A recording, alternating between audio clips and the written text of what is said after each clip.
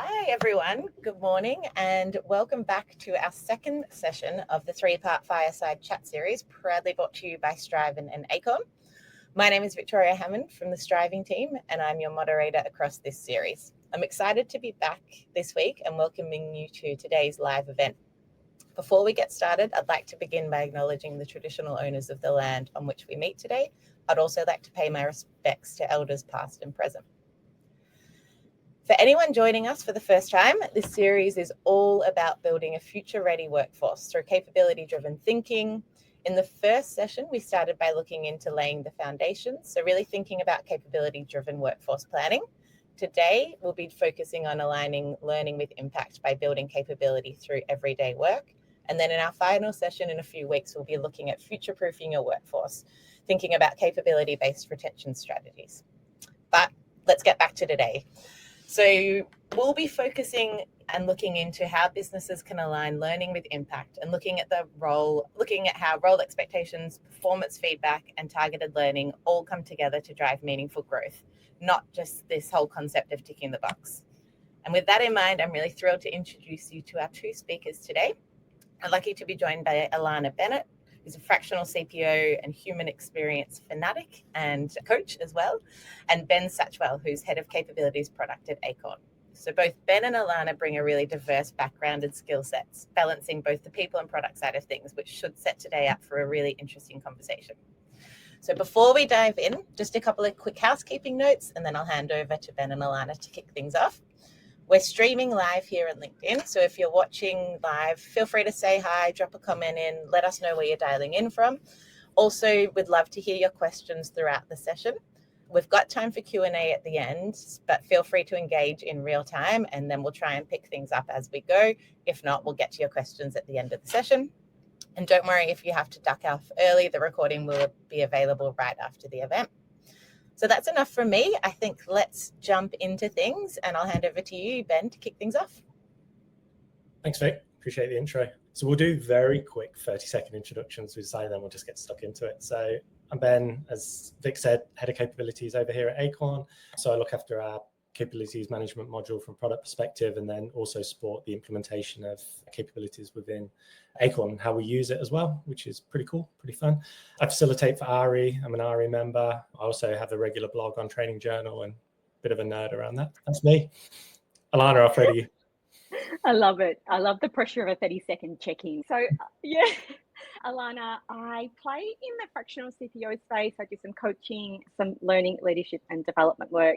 But actually really what you should know about me is I'm obsessed with connection in all of its form, both at a sense of how do you make people feel connected, and really importantly, how do you connect what the business is trying to achieve and how that is experienced in an employee's day-to-day life.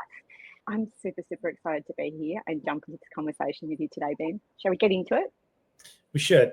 One of the things we said when we did the briefing was we'd call out one thing we're both learning at the moment. Yeah.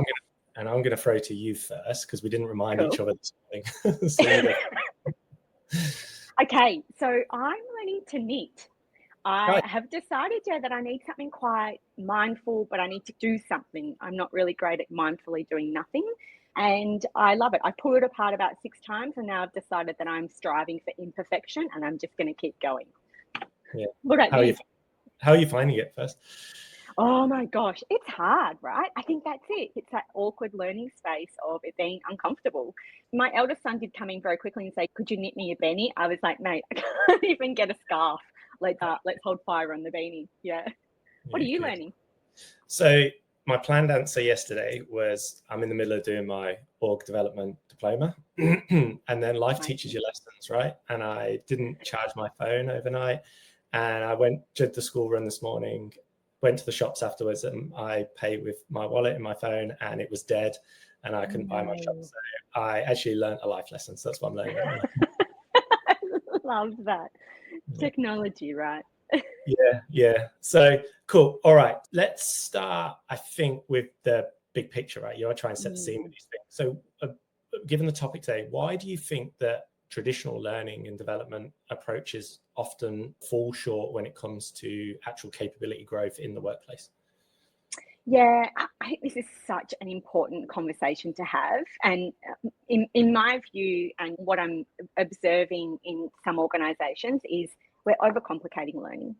And so I think even at a really simple level of how do we define learning, often I go into organizations and I ask that question, and you get a wide range of responses. People think about learning being, I've completed something, right? A course, I've read a book, I listened to a podcast. Actually, my definition of learning is I know something today that I didn't know yesterday.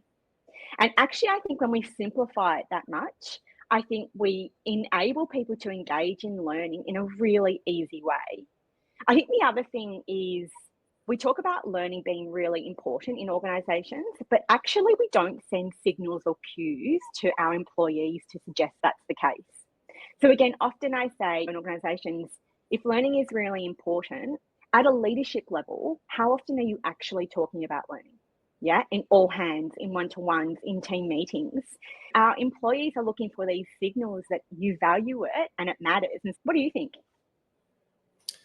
I'll tell you in a second. I've got with it, like how, just on that, like how, would you explicitly call out do more learning? Like how would you frame it as signaling? Like how would you approach that? In terms of from an organizational perspective? Yeah, so let's say I'm on the T and I'm trying to like run an ELT meeting and we're all like, no, we need to push this. Like, how would you like set the tone around that? Yeah. So simply asking the question in a team meeting, what's one thing that you learned today or this last week?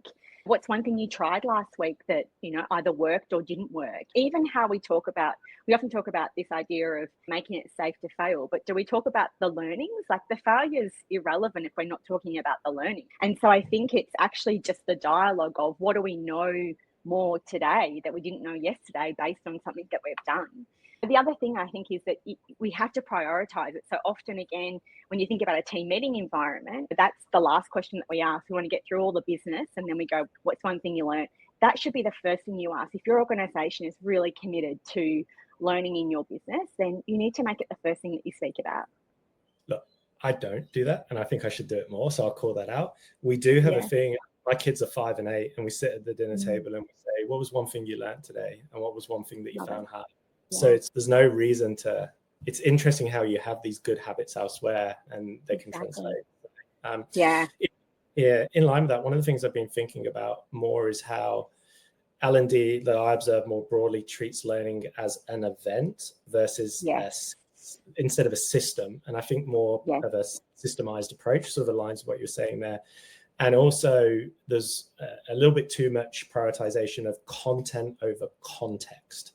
And I tell you what I mean by that, because I agree we need to learn more and knowing more is key, but real capability growth isn't just the knowing, it's also the doing differently. And you touched on learning transfer before, and a big part of learning transfer is your supervisor making the right environment for the behavior change, etc. So I do think about the system in that regard. And then a little bit of what you touched on there, it's not embedded in workflows enough or aligned with business strategy. And I get it. Like everyone's going to say, it's not that easy, Ben. You can't just align business strategy. And we've been talking about this for 20 years and etc. I do think it's important. I think it's a conversation. I do think there's a way to do that. You can track behavior change and that side of things. And that's how we can prevent not ending up with all this activity, which is great. And we can tick these boxes. What we actually end up with is no uplift in those environments. So that's probably observations I've got. Yeah, I think you bang on. One of the things I talk a lot about is the idea of social learning. And I think often in organizations, we place a lot of emphasis on that learning event, right? The workshop, the one day offsite, whatever it is. But actually, we both know the danger of the forgetting curve, right? And so if we're not doing anything that really grabs that learning and importantly gets people to do something with what they've learned, and we just know that we're at massive risk of a whole heap of waste of time, effort, energy and money, God forbid, right? That idea of one of the things that I'm really passionate about is coaching circles. How do you have that as a practice that is used for everything, right? Not just what you're learning, but actually it's a group for leaders to come together and talk about what they've learned, what challenges they might be experiencing. They become kind of peer-to-peer coaching. I have seen them work so fabulously with some of my clients, and I think that's where we get real great transfer of learning, just through that sharing. And this is what I tried, it didn't work. What have you tried? Some of that really simple stuff. But social learning is the way, right? Does that almost then, if you think of the 70-20-10 of learning, like I've always traditionally put social learning in the 20, but it then really goes into the 70 quite a lot. And God, I'm going to say it, builds a learning culture, which is hard to do. But does it? Absolutely. Yeah. Okay. Absolutely. Yeah, because I think what you do is if you imagine you've got, let's say, a monthly coaching circle, you are allowing it to be in the flow of their work, right? So leaders are coming, what I've observed in the coaching circles that I run is the first couple are quite structured, right? Because everyone's getting to know each other and they're feeling their place. Then what tends to happen is over time, they're coming to those coaching circles with problems or challenges. And so it becomes, rather than leaders need learning, but they need the support in the moment that they've got to use the learning, right? That's when the rubber hits the road and sometimes they face a blocker. So the coaching circles give them that opportunity to say, hey, I tried this with my team, it didn't work. And what else? So I think it starts to bridge into that kind of 70% because it's through that flow of work. Yeah, cool. Yeah. The Holy Grail. The Holy Grail. Ben, I want to pick your brains about capability frameworks, because I think often you hear in organisations these capability frameworks and they can sound quite theoretical, which they don't need to be. Now, I know this is a huge area of your skill and experience, so I'd love to hear, how do you make them more meaningful and relevant in kind of day-to-day work? Yeah, I hear you. And you are right. Capability frameworks can be theoretical. If you were just to go and look at one right now and look at beautiful write-up and all these levels, behavioral indicators, proficiency levels for out, big verbose language and all this sort of thing. Without context, they can be overwhelming. The reason I think they remain theoretical is because they tend to just sit on the shelf, gather in dust or PDF in your file, whatever it may be. The key really is not to actually change them. Like I actually think frameworks have been around for decades, right? There's like people who have had bad experiences in developing a framework and they've been burned by it, quote unquote, in some way. I don't think the frameworks have ever been the problem. I think it's how you operationalize them and the lack of understanding around that. And that goes back to part of the work that we do at Acorn, right? So what we do is we look at the capabilities, align to real roles, align to performance expectations. We build out the development plans. They're all linked to the business goals and filter down. So it becomes more of the spine almost of how people are assessed, developed, and progressed. And then that also enables them to be visible in daily tools, whether that's peer feedback, self-assessment, learning plans. And I think when it becomes visible on a regular occurrence, it begins to have that context and that connection. I think that's what stops it being abstract and starts driving the action more than anything else. That's what I'm seeing. Yeah. Can I ask you, how do you think that balance is best achieved around how much the leader is driving the focus in terms of that skill in alignment with the capability framework versus the kind of employee role? What do you think is the right balance there in terms of kind of the freedom in terms of how they learn? Yeah, I see it as they give you guardrails almost, right? So one of the things I have never, this is a personal opinion, I've never fully supported is the Netflixification of learning in the workplace. And I tell you why. None of us feel like we have time to learn anyway. So I'm just paradox of choice and all that sort of thing. I think about it that as soon as we have a capability that is led from top down now, and bear with me, this is not like you have to do this language, but those capabilities are developed in line with the business strategy, then we know, and for everyone else online, I'm talking about capability as a group of knowledge, skills, and behaviors that drive a business outcome with proficiency levels. And then how it leads into the point there is, we know we need a certain level at this capability. So therefore, a conversation can be had about the person. And the supervisor can have a conversation with the person about their development, but also empower them to then have guided learning, but empowered by the self, right? Because they're given almost like a funnel to work on. And it's the supervisor's life easier because they've now got a more prescriptive focus area. And we talked at length about the challenges with new managers promoted from an individual contributor, leadership training, and part of it is actually being a bit more prescriptive around it. So that's where the linkage of the balance I'm seeing at the moment. Yeah, I think it is a fine balance, right? Because I think we have to be really honest and admit that businesses want employees to grow skills in certain areas because it helps them achieve their goals, right? So you can't avoid that scenario. But we know the role that motivation plays in learning. And so I think that's the balance of how do you help guide people to growing spaces that as an organization you need them to grow in, but give them the flexibility. And perhaps it's more about how they do the learning, right? So it's less about what they need to do and maybe more flexibility around the how. And I see those approaches work well, where the skills that we're looking to grow as an organization because that aligns to our strategy. And I think that context, as you spoke about earlier, that why piece is so important when we talk about capability building. I think if people can't connect the dots as to why I'm working in a certain space or growing in a certain space, then it makes it hard to feel motivated to want to do the work. Yeah, so I think that makes a lot of sense. Can I ask you one more question on this before we move on? I'm conscious that a lot of the people listening to this are probably in the people space.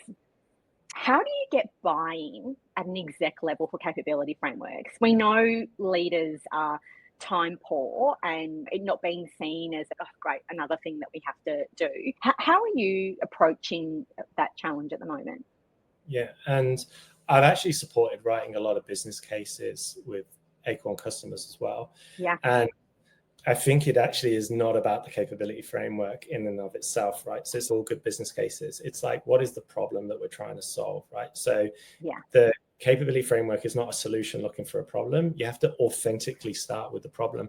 And I think when you start there, and I think depending on the size of organization, I'll say, what are the business goals, right? But really high level, and I'm not sure, not public, so I don't have the annual reports and like that. I'll be like, okay, at your annual kickoff, the CEO stood in front of a banner with what was on there, right? And stuff like that. And you'll actually find that there is, like, it's going to sound hyperbolic, there is always something that links to capability uplift in that.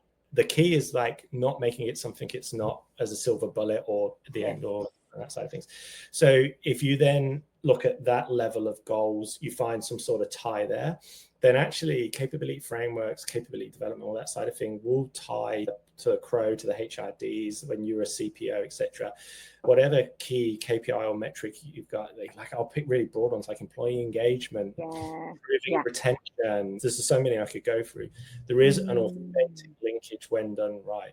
And then what you're saying is, and it goes back to an earlier point around systems and not learning in isolation. And suddenly all becomes very natural in that regard.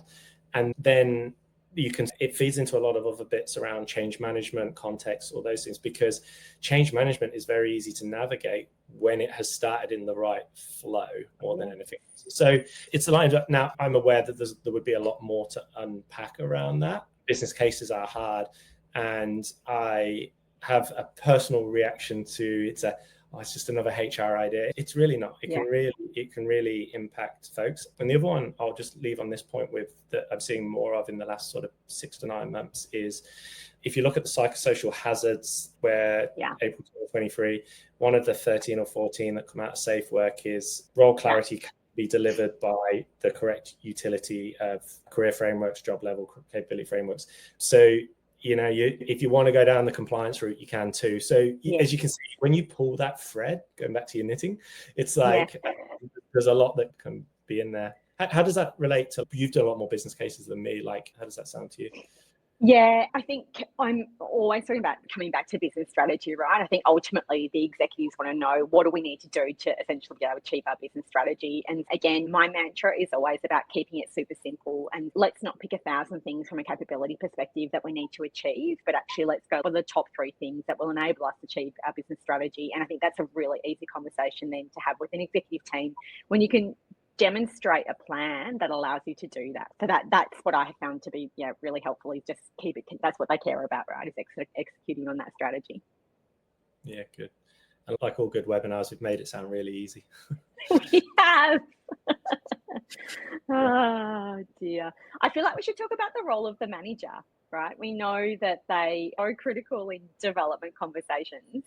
And if it's okay, I want to kick this session off because I'm really passionate about the role that a leader plays, and I'm so overtly aware of how overwhelmed the leader role is in most organisations in this day and age.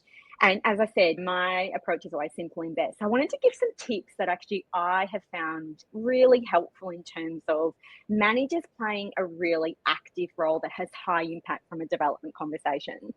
So one of my favorite quotes, and we've talked about systems, is every system is designed perfectly for the result it gets. And if there's anyone who's on this call, this webinar that knows me, will know that I will say that 1,000 times. And the piece for me is actually, how do you weave it into the system? And when I say system, I'm talking about things like one-on-ones, team meetings, development conversations. Don't make it be that a manager is having a development conversation once a quarter, or God forbid, once a year. But actually, how do you keep that conversation an ongoing point of discussion, both at an individual but a team level? And we gave some examples earlier of asking the one question in a team meeting. Maybe it's even an agenda item at all hands. I think what I have found really useful here is managers sometimes just need some really great questions that allow them to engage in a conversation about growth. And again, keeping it about the role, like when you're talking through the task that someone's done, oh, great, what did you learn there? Or what was challenging for you? To not make it feel like managers have got to sit down and have this kind of 90-minute growth conversation. Yes, that's wonderful, but I think in the pace in which a lot of organisations are working in these days, it's just not feasible. What are you seeing work well in this space in terms of the role of manager then? Beyond what you said, I don't have loads, because you've actually hit the nail. It sounds agreeable, I know, but the only thing I'll say is, for me, the managers are the integral link between learning and performance. That, like, they are the link. And then on a personal level, when I ever had my first managers training, it's the Socratic method of questions. They're probably the main bits I would add in small detail there. Yeah, love that. I'm super conscious of time, and I think that Vic is probably, if she hasn't already, and she's given us a nudge, so thanks, Vic. Shall we just go to our very last question here? And I'm going to throw to you first and to answer it. If there's one mindset shift or action that you would love the attendees of this webinar to walk away with, what would it be? I don't have something big and different. I hope it's being consistent, but it's around, I don't believe you should treat learning as a separate function. Yeah. So I think it should, from a framing perspective, it should be a lever for performance in that regard. Yeah. Like they can be very tightly linked, and quite clearly I believe that's via capabilities and frameworks, and that's the foundation and underpins everything. So that's key. And so it's like language matters, right? So it's like that shift from, instead of delivering training, I'm enabling capability. And then it's all the articles we've all read. It goes, L&D goes from being a cost center to a strategic driver. And how do you do that? This is actually how you do it. So it's not, so if I sum it up, it's not what someone learned, it's how they change what they do. That's what I would say. Love that. Yeah, I love that. Yourself? I'm probably going to reiterate some points that I've already mentioned. Keep it super simple. I think often we sometimes feel like we've got to make it look really big and good. And I think in that process, sometimes we overcomplicate. So I think keep it super, super simple.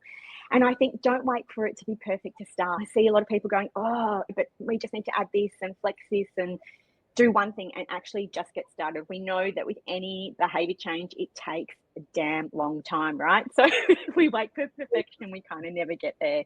And I think lastly is, recognize that we're learning each and every day. And so talk about it, share it, laugh, maybe cry about it, God forbid. I think the more that actually we engage in this really overt behavior of making it part of our language and part of our rhythm of work, it actually gets a lot easier to engage in it as well. People naturally start to share more openly about what they're learning. So I hope that's been super, super helpful for everyone, those tips and tricks, and nothing too complicated, right? They say on the webinar. Thank you both so much. I've popped myself back up here. A request or a note to the audience. If you've got any questions that you want to throw to Ben and Alana, now is your time. We're going to keep the chat open for a little bit longer. So feel free to post them in, anything you want to know around capability frameworks or what we've talked about today.